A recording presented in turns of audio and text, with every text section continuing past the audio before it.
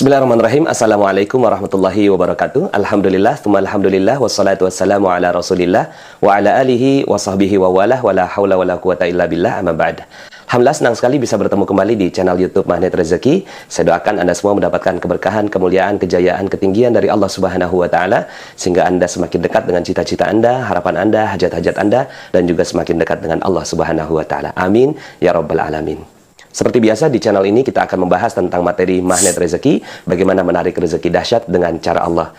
Tapi sebelum kita lanjut kepada materinya, bagi teman-teman yang belum subscribe dan baru saja menemukan channel ini, silahkan subscribe. Insya Allah Anda akan mendapatkan materi-materi yang terbaik dari channel ini. Insya Allah Anda adalah makhluk yang ajaib. Tinggal kita sempurnakan faktor-faktornya. Dan insya Allah dalam video-video berikutnya kita akan lanjutkan materi ini sampai Anda menemukan potensi terbesar diri Anda dan menjadi makhluk ajaib sebagaimana yang Allah Subhanahu wa taala inginkan untuk Anda. Nah, jadi inilah Dr. Krisanti dan alhamdulillah beliau setelah itu ya awalnya bergabung di Telegram, kemudian ikut camp kita ya sampai akhirnya alhamdulillah sekarang beliau sebagai certified trainer magnet rezeki ya. Beliau sekarang masih aktif dalam menjalankan kliniknya ya. Nah, Dok, apa ini yang bisa di-share ke kita semua ya? Kayaknya Dr. Krisanti ini sangat mencintai ilmu garpu tala nampaknya. Terima kasih Pak Nas, terima kasih kesempatannya. Assalamualaikum teman-teman semua yang menyaksikan juga, sahabat-sahabat MR. Alhamdulillah kita bisa berjumpa di sini. Nah, pertama kali ketika kenal ilmu garpu tala, kayaknya Dr. Krisanti udah kenal ilmu garpu tala jauh sebelum mengenal saya ya? Iya, betul Pak Nas. Bisa diceritakan nggak? Jadi pada tahun 2008, pertengahan 2008 itu, pada waktu itu saya divonis kanker stadium 4. Saya juga kok bisa gitu, kok bisa luput gitu. Saya sebagai dokter, tapi saya nggak tahu kalau diri saya sakit, diri saya nggak sehat gitu. Kanker stadium 4. Iya, kanker payudara stadium 4 pada waktu itu. Karena yang periksa juga senior-senior saya, jadi ngomongnya juga tenang-tenang aja gitu. Bilang, saya cuma nanya kira-kira berapa lama lagi gitu, kemungkinan hidup saya gimana gitu. Ya kalau nggak diapa-apain, kalau kamu nggak ngelakuin apa-apa ya paling 6 bulan lah gitu. Itu ngomongnya memang enteng sekali gitu, tapi wah ternyata nggak ringan juga buat saya terima itu gitu. Iya, iya. Itu tahun 2008. Tahun 2008 pada waktu itu. Berarti semestinya Bu Dokter udah nggak hidup lagi sekarang ya? Iya, karena cuma 6 bulan katanya kan gitu. Cuma 6 bulan hidupnya. Kemudian apa yang terjadi setelah itu karena kondisinya pada waktu itu tidak memungkinkan untuk saya melakukan terapi juga, akhirnya malah yang muncul dari awalnya saya marah sama Allah gitu, kenapa kok saya dikasih kayak gini gitu, kenapa? Kemudian yang timbul malah akhirnya kangen sekali sama Baitullah. Sama sekali sama Baitullah. Terus muncul, ya udah deh kalau memang nggak ada lagi kemungkinan hidup, ya Allah kasih saya kesempatan taubat, kasih saya kesempatan untuk membersihkan diri. Jadi kalau saya dipanggil, saya udah siap, setidak-tidaknya saya dapat ampunanmu. Allah. Udah nggak mikir yang lain. Saya cuma pingin taubat, minta ampun. Kasih ke saya kesempatan ke rumahmu ya Allah untuk saya minta ampun.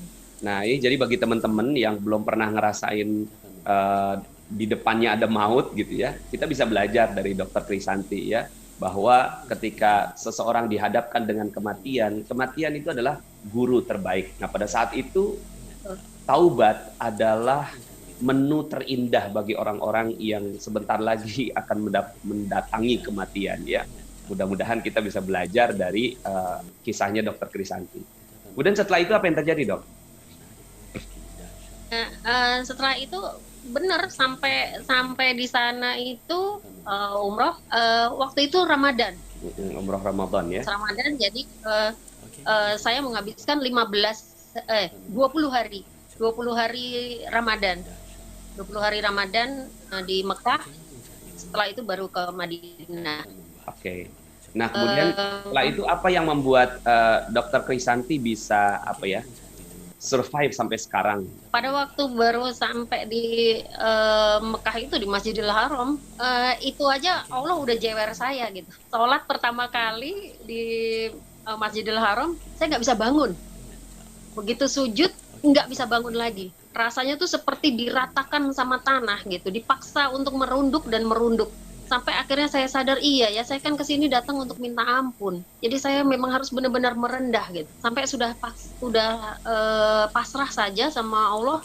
Ya Allah, saya serahkan semua. Saya bukan siapa-siapa dan saya nggak punya apa-apa. Ini adalah semua milikmu gitu. Begitu salam terakhir baru saya bisa bangun. Kemudian saya sholat biasa. Kemudian ibadah biasa. Pagi itu setiap kali habis subuh, setelah subuh saya duduk di depan multazam, buka Quran, baca. Tapi entah di hari keberapa, hari kedua apa hari ketiga gitu, itu tiba-tiba saya marah gitu. Saya bilang, ya Allah, saya belum tahu apa alasanmu. Apa alasanmu kenapa saya kena seperti ini? Ini rumahmu ya Allah, saya ada di depanmu. Tolong jawab saya. Ini kalammu. Harusnya ini bisa bicara lewat ini.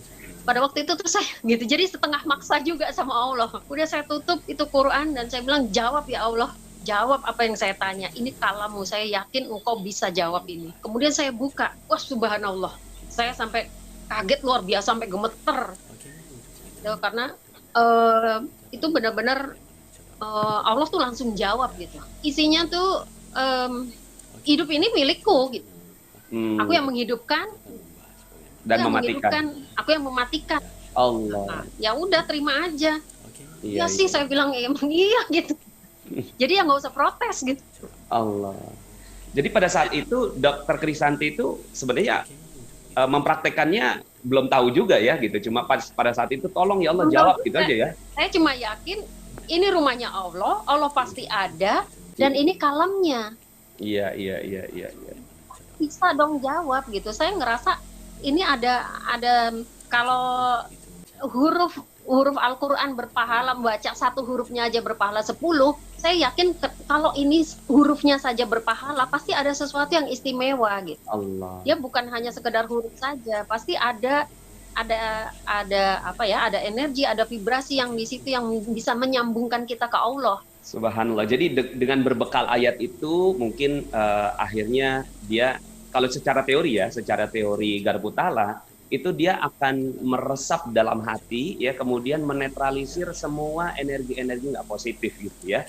Dan ya itu yang terjadi. Kemudian setelah itu apa dok ya? Tiba-tiba ada keajaiban apa gitu? Itu nggak cuma sekali.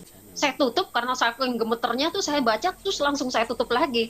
Habis itu saya tanya, ya kenapa gitu? Saya masih nggak terima nih. Udah gemeter masih nggak terima.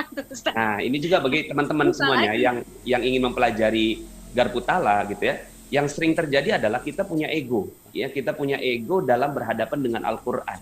Nah, ketika ego itu muncul, Al-Quran nggak akan pernah mau mengenang kita. Makanya dalam Al-Quran disebutkan, ya, la yamassuhu illal mutahharun, tidak akan pernah menyentuhnya. Ya, Al-Quran ini kecuali orang-orang yang suci, orang-orang yang sering mensucikan diri. Nah, di sini ya salah satu faktor yang paling besar yang membuat Al-Quran itu nggak mau dekat sama kita adalah ego. Dan yang ini barusan subhanallah Dokter Krisanti memberikan pengajaran pada kita. Jadi kalau seandainya misalnya gini, Pak Nas kenapa ya kok ayatnya nggak ngepas gitu? Itu karena ada ego yang ada dalam diri sendiri. Silakan lanjut. Ya. Kamu gitu. Tapi saya masih juga terus bertanya. Iya, jelaskan lagi, saya bilang gitu, jelaskan lagi. Jadi benar-benar saya seperti bicara gitu, seperti bicara berhadap-hadapan gitu. Allah. Kemudian saya buka lagi. Iya. Kemudian yang keluar tuh ya ayat-ayat yang menunjukkan bahwa ini kuasanya Allah memang gitu. Kuasanya Allah, terimalah. Sampai akhirnya saya entah itu buka, mungkin udah buka 5-6 kali baru saya, iya ya Allah saya salah. Baru habis itu saya nangis, saya sholat taubat. Subhanallah. Nah, ini benar-benar kita belajar lagi teman-teman semuanya ya. Once kita sebut saya salah dan Al-Quran betul, ya. Ini ada dalam audio garis kebenaran ya. Seluruh persoalan dimulai dari saya salah dan di luar saya betul. Nah, ketika berhadapan dengan Al-Quran, ketika itu yang terjadi, ya, disitulah energi itu merambat masuk dalam diri. Jadi setelah saya bilang salah itu ya benar, sholat tobat, habis itu saya benar-benar minta ampun, benar-benar minta ampun. Sudah habis itu rasanya semua ringan aja. Allah. Kondisi fisik saya udah nggak pikirin, saya tetap puasa, saya udah nggak mikir lagi. Itu 2 hari sekali sih umroh saya, 2 hari sekali umroh, padahal secara teori udah nggak kuat itu gitu, udah nggak kuat tapi bisa gitu ternyata gitu, tetap jalan, sunnah, tetap puasa. Subhanallah. Ya. Nah, kemudian gimana, Dok? Setelah Kemudian, itu pulang ke tanah air. Sampai pulang pun saya nggak percaya gitu, kok saya masih hidup gitu, kok saya masih bisa. Saya nggak ngira sama sekali, karena saya pada waktu pergi itu saya sudah tinggalkan semua. Saya bilang pada waktu itu ada asisten saya yang kepercayaan saya bilang tolong diurus semuanya. Saya bilang kalau saya sampai nggak kembali lagi, tolong ini diuruskan untuk biaya hidup anak-anak saya, kasihkan ke ibu saya bilang. Jadi saya memang udah mempersiapkan bahwa kalau saya bisa kembali, saya kembali di rumahmu aja ya Allah, saya bilang. Oke. Jadi udah pasrah aja semuanya. Setelah itu yang saya penasaran nih, Dok. Kan dokter divonis 6 bulan gitu. Terus melalui masa 6 bulan itu, misalnya nih pada saat titik, misalnya Februari divonis, Agustus itu apa rasanya gitu? Pengen tahu gitu rasanya tuh pada saat detik-detik kematian gitu. Super galau. Super galau sampai saya bilang, ini buat apa nih semua yang saya kerjain? Ngapain saya sekolah? Ngapain saya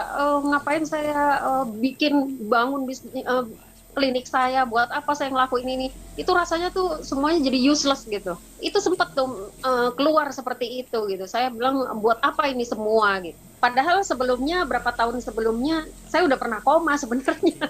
Jadi ini udah ketiga kali malah. Iya. Jadi baik. Sampai hari terakhir pulang, saya bilang, loh kok saya masih hidup ya? Allah, terima kasih, saya bilang. Kok saya masih bisa bertahan hidup ya? Kok saya nggak kenapa-napa ya? Iya. Ini udah nambah 12 tahun, Dok? Enggak sampai, enggak, pas waktu baru pulang gitu. Iya. Pulang tuh gitu. Dan saya nggak langsung periksa itu. Saya nggak ini, saya bilang, ya udahlah. Saya juga nggak tahu, mungkin nggak hari ini, mungkin Allah masih kasih kesempatan saya ketemu sama anak-anak, sama keluarga. Mungkin nggak hari ini, ya sudah, saya jalanin aja apa adanya. Saya jalanin apa adanya aja. Udah, saya lakukan. Akhirnya saya dengan kesadaran bahwa ya saya setelah itu kan tiap hari juga buka Quran, jadi saya bilang iya bener ya, ini tuh Al-Quran tuh benar-benar petunjuknya manusia gitu. Apapun yang kita tanya ada jawabannya di situ. Ada jawabannya semua. Setelah itu akhirnya Dr. Krisanti jadi makin akrab dengan Al-Quran, dengan metode yang nggak ngerti juga dulu metodenya seperti apa ya, Dok? Nggak ngerti namanya, pokoknya tetap aja tiap hari jadi interaksi jadinya. Interaksi dengan Al-Quran, habis itu saya lanjutkan baca satu surat itu juga surat yang mana aja gitu. Jadi pada waktu habis pulang itu, saya 2 bulan kemudian dipanggil sama dok, ayo masuk sini, datang, periksa lagi semuanya. Nah pas diperiksa lagi itu bersih semuanya. Subhanallah. Bersih semuanya. Sampai ditanya, kamu habis ngapain? Mana-mana, saya nggak ngelakukan apa-apa, saya cuma ngadep yang punya hidup, saya bilang. Allah. Saya cuma minta ampun sama yang punya hidup. Subhanallah, itu luar biasa. Allah kasihnya udah lebih gitu. Nah, jadi udah ajaib aja gitu ya? Bersih semua, nggak ada apa-apa. Itu sel kanker ya berarti ya? Sel kankernya hilang udah semua? Hilang semua. Allah. Masuk titernya nggak ada. Masya Allah.